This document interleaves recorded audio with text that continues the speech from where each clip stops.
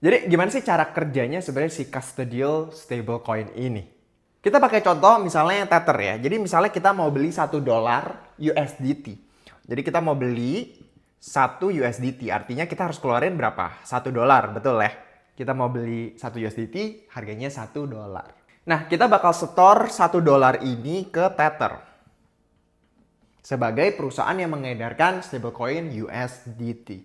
Nah, habis itu si Tether dia akan simpen $1 yang kita kasih ke dia ya ke rekening bank atau ke aset-aset ya ke rekening bank mungkin dalam cash atau juga bisa mungkin dia taruh dalam obligasi dan lain sebagainya gitu.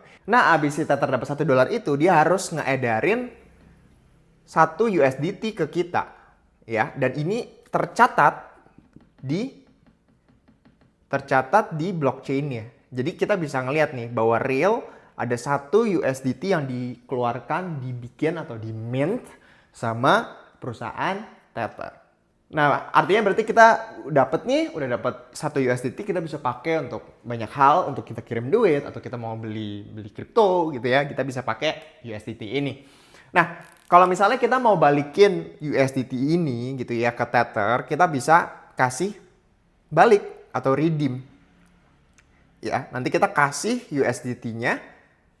Nanti mereka harus ngebakar si USDT ini, terus mereka harus ambil $1 dari rekening banknya untuk dikasih ke kita.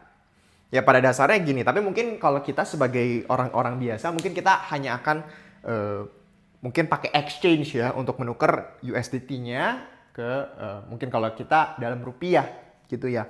Tapi pada dasarnya ini cara custodial stablecoin bekerja.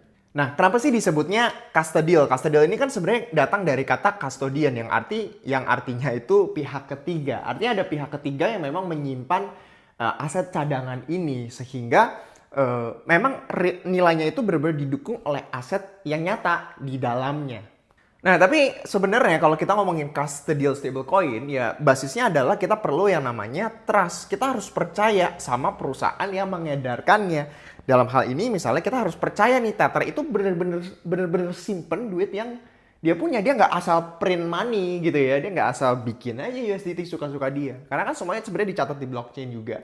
Tapi maksudnya seberapa transparan perusahaan itu kita harus perlu trust ya. Kalau kita Circle atau Tether gitu ya, perlu mempercayai orang yang memang menyimpan dana dari nilai yang sebenarnya ada.